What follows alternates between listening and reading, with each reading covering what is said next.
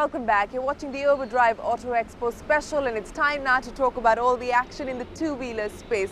Now, 2011 was a relatively quieter year. There were no big bang launches within the two-wheeler industry, but it was a solid year in terms of performance and profitability. But 2012 is proving to be an exciting year already. Shumi's got plenty to talk about, starting with Triumph's entry into India.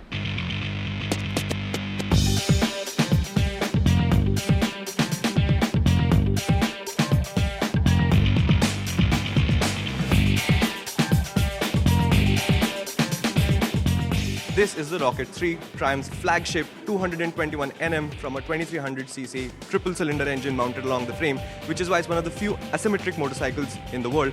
That side has the intake, which is why the chrome detail here, and this side has the exhaust. Humongous motorcycle coming in directly from Hinckley. It's going to be a CBU, 22 lakh rupees.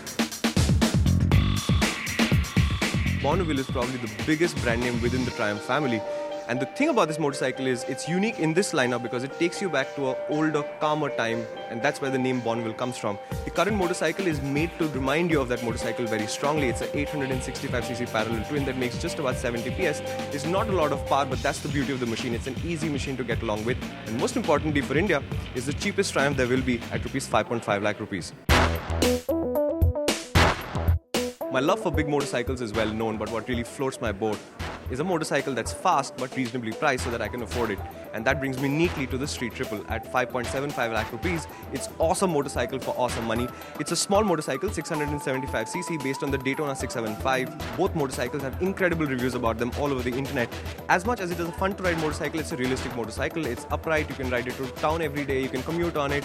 And it's just such an appealing package. A really small motorcycle, work really well in traffic. Lots of power when you head out on the highway. 5.75 lakh rupees.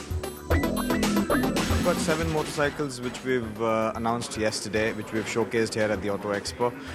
What we've looked at is price points which are more relevant for the market. We've looked at price points at which we think our bikes can succeed, and we've attempted to get to those price points.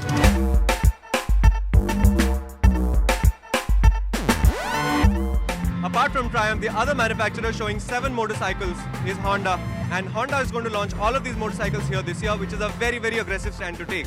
The foundation of that stand is this motorcycle here. It's not the most exciting motorcycle of the 7, but it is the most important motorcycle of the 7, the Dream Yuga. The Honda Dream is a very important motorcycle for Honda, and I believe Honda intends with this one to be just as important. It's going to give them the volumes they need to take on their rivals. You know who I'm referring to.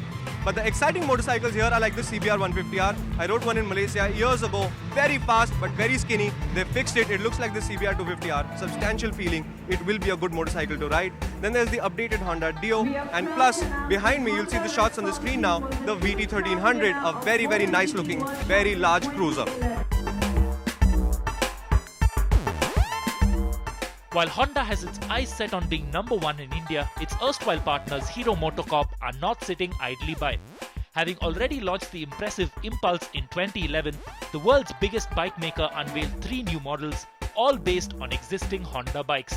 The 150cc Igniter, a carbon copy of the Stunner, the new Passion with a Twister engine, and the Maestro scooter, styled to appeal to men, powered by an Activa engine.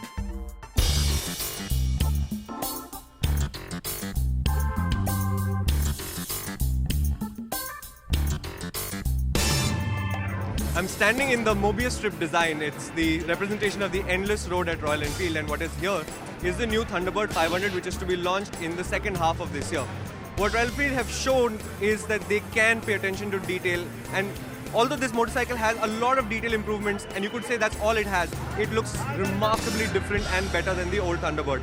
To give you an example, this is a 500-kilometer tank. They say you can do 500 kilometers on one tank of fuel. It's a larger tank, and just the change in proportion is making this motorcycle look much better. There's also a new design for the headlamp, new meters, fatter forks, and a lot of changes here at the back, including LED headlamps. But the more interesting motorcycle at Royal Enfield, the one that's gathering the crowds, is the Cafe Racer.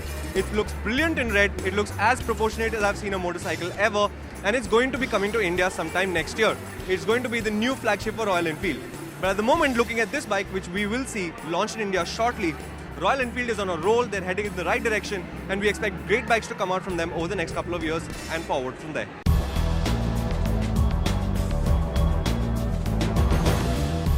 The Harley-Davidson stand is full of custom motorcycles because they're showing off their lifestyle side. There's a lot of nice paint jobs, lots of interesting bits. But the three motorcycles in the news is the Fat Bob, a brand new motorcycle coming in via the CBU route, and these two motorcycles which will go in from CBU to CKD. There's a Street Bob behind me, prices dropped to just 9.95 lakh rupees. It's an awesome, it's about a 30% drop. And also the Super Glide Custom, which is now 11.5 lakh rupees, also roughly a 30% drop. Both very interesting motorcycles and now at very, very good price points.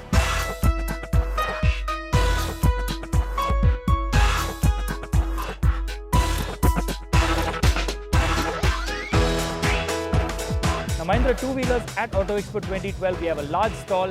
They're showcasing the Mojo again. The Stalio's been relaunched. The Duro has been tweaked. But the star of the Mahindra two-wheeler stand is this bike, Mahindra's Moto 3 Challenger. Now, Mahindra Racing, of course, took part in the 125cc class of MotoGP in 2011 and finished the year very strong with a big points haul. And they'll be looking to do better in Moto 3. It's a clean slate for all the teams and manufacturers participating. Go Mahindra Racing! Italian giants Ducati also unveiled the Monster 795 at an exciting introductory price of just 5.5 lakh rupees ex-showroom. What's it doing on the OVERDRIVE stall, you ask? Well, one lucky subscriber to OVERDRIVE magazine stands a chance to win that exact bike. We've been in India now for about 3 years, 2 years and a half, and we've been studying and researching pretty much, and we discovered that the Monster is a bike among our range that has the most interest by the common people, by the motorcyclists. So we are very happy to bring these motorcycles to India. We have big expectation from this bike and from our team here, and I'm sure that will be Ducati and India is a perfect fit for all the bikers. With that, it's time for us to wrap up all the action from Auto Expo 2012. It's going to be a 2-year wait before the Expo returns and perhaps in a new venue. Till then, from the entire team, goodbye and thanks for watching. Always wondered what it was like to ride in a rally car? 15 lucky OVERDRIVE viewers will get a chance to ride with Sirish at the Rotary Rotocross event in Mumbai on 29th January. Simply answer the following question.